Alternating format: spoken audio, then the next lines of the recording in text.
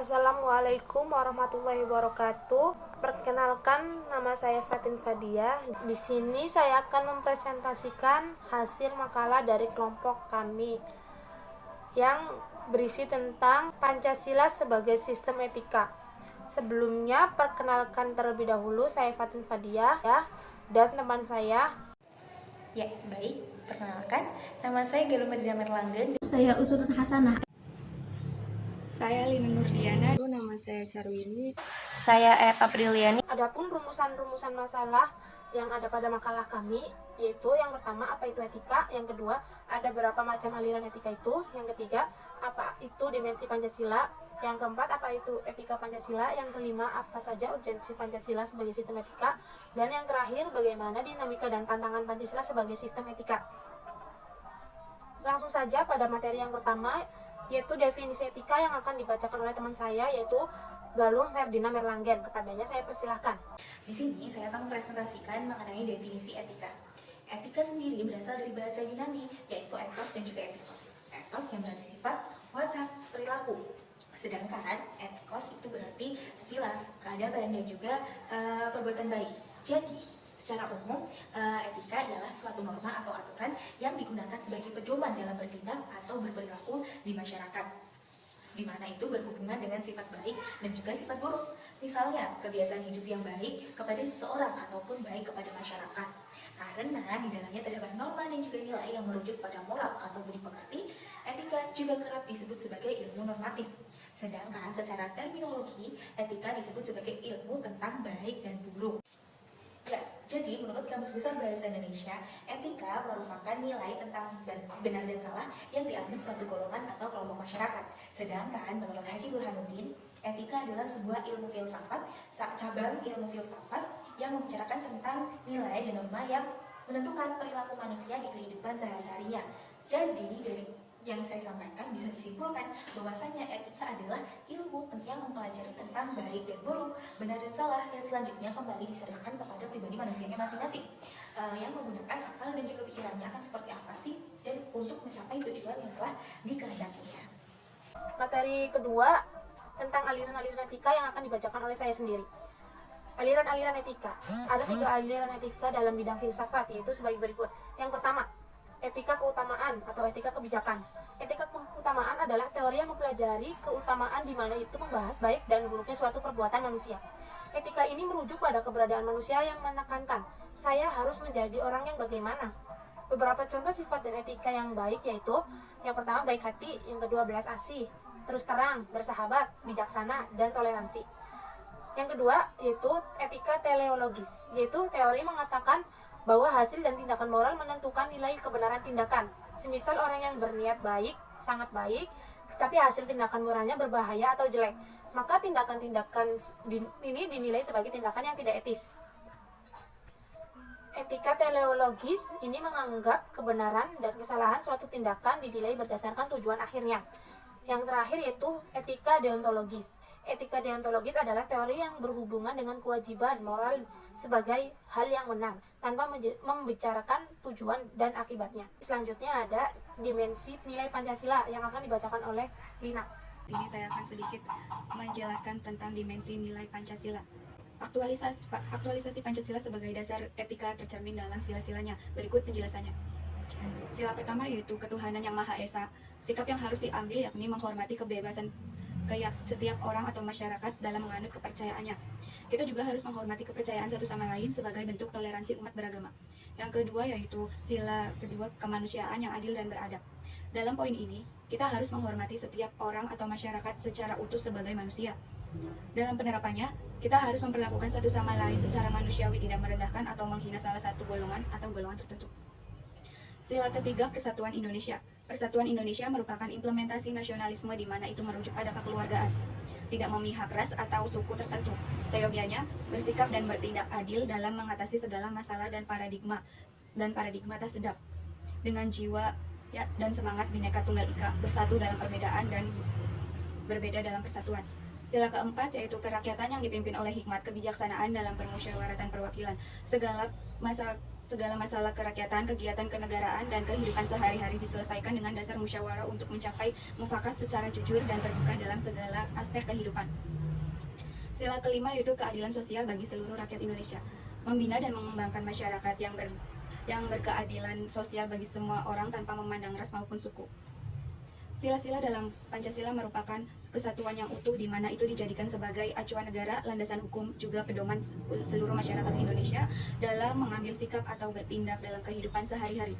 Implikasi kebenaran akan keutuhan Pancasila yaitu bahwa norma etis yang mencerminkan satu sila akan mengarahkan pada sila-sila yang lain.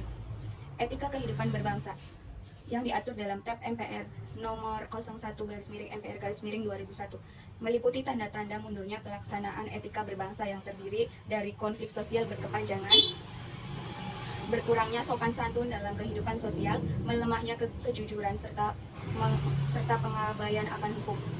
Faktor-faktor internal penyebab mundurnya pelaksanaan etika diantaranya yaitu melemahnya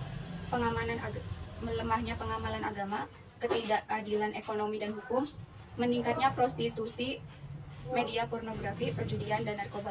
Sedangkan untuk faktor eksternalnya yaitu karena adanya pengaruh globalisasi dan intervensi kekuatan global dalam panutan kebijakan nasional. Selanjutnya ada etika Pancasila yang akan dibacakan oleh Uswatun Hasanah. Etika Pancasila adalah cabang filsafat yang merujuk pada sila-sila Pancasila yang digunakan untuk mengatur perilaku kehidupan bermasyarakat, berbangsa, dan bernegara. Etika Pancasila itu sendiri terdiri dari nilai-nilai ketuhanan, kemanusiaan, persatuan, kerakyatan, dan keadilan. Kelima poin ini membentuk perilaku atau kebiasaan manusia di Indonesia dalam segala aspek kehidupan sehari-hari. Sila ketuhanan mengandung dimensi moral berupa nilai spiritualitas yang mendekatkan diri manusia kepada Sang Pencipta, juga ketaatan pada nilai agama yang dianutnya. Sila kemanusiaan mengandung dimensi humanus, artinya menjadikan manusia menjadi manusiawi. Sila persatuan mengandung dimensi nilai solidaritas, rasa kebersamaan, dan cinta tanah air. Sila kerakyatan mengandung dimensi berupa sikap menghargai orang lain. Sila keadilan mengandung dimensi nilai mau peduli atas nasib orang lain. Jadi, bisa disimpulkan bahwa etika Pancasila lebih dekat pada pengertian etika keutamaan. Meskipun corak deontologis dan teleologis termuat pula di dalamnya, namun etika keutamaan lebih dirasa dominan karena etika Pancasila tercermin dalam 4 tabiat saleh, yaitu sebagai berikut. Yang pertama yaitu kebijaksanaan, artinya melaksanakan suatu tindakan yang didorong oleh kehendak yang tujuannya adalah kebaikan, serta atas dasar kesatuan akan rasa kehendak yang berupa kepercayaan tertuju pada keberadaan Tuhan dalam memelihara nilai-nilai kemanusiaan dan religius. Yang kedua yaitu kesederhanaan, artinya membatasi diri dan tidak melampaui batas dalam hal kenikmatan. Yang ketiga yaitu keteguhan, artinya membatasi diri dan tidak melampaui batas dalam hal menghindari penderitaan. Yang keempat yaitu keadilan, artinya yaitu memberikan hak sebagai rasa wajib kepada diri sendiri dan manusia lain serta terhadap Tuhan. Yang kelima ada urgensi Pancasila sebagai sistem etika yang akan dibacakan oleh E.F. Apriliani. Saya akan menjelaskan tentang urgensi Pancasila sebagai sistem etika. Apa sih pentingnya Pancasila sebagai sistem etika? Yang pertama, banyaknya kasus korupsi yang terjadi di Indonesia yang tentunya dapat menyebabkan segi-segi kehidupan berbangsa dan bernegara. Masih terjadinya aksi terorisme yang mengatasnamakan agama, sehingga dapat merusak semangat toleransi serta menciptakan perpecahan dalam kehidupan antar umat beragama. Yang selanjutnya yaitu karena masih terjadinya pelanggaran hak asasi manusia dalam kehidupan bernegara. Contohnya adalah kasus penyerbuan lembaga permasyarakat Sebongan yang terjadi di Yogyakarta pada tahun 2013. Dan masih banyak lagi kasus-kasus contoh lainnya sering kita lihat di televisi kita ya. Yang selanjutnya itu kesenjangan antara kelompok masyarakat kaya dan miskin. Jadi itu masih ada ketimpang tindihan antara masyarakat kaya dan masyarakat miskin. Mereka itu belum bersatu seutuhnya. Jadi itu yang kaya, yang miskin, yang miskin. Nah, untuk itulah dibutuhkan sistem etika dalam Pancasila. Yang kelima, ketidakadilan hukum yang masih mewarnai proses peradilan di Indonesia. Dari kelima poin di atas yang tadi saya sebutkan yaitu sudah cukup jelas kita memperlihatkan bagaimana pentingnya dan mendesaknya peran kedudukan Pancasila sebagai sistem etika. Karena Pancasila itu merupakan pedoman kehidupan bangsa Indonesia yang sesuai dengan kepribadian dan budaya bangsa Indonesia itu sendiri. Lalu apa aja sih alasannya Pancasila itu harus begitu penting untuk diterapkan sebagai sistem etika? Yang pertama, Pancasila digunakan sebagai sistem etika terkait dengan pemahaman atas kriteria baik dan buruk. Yang kedua,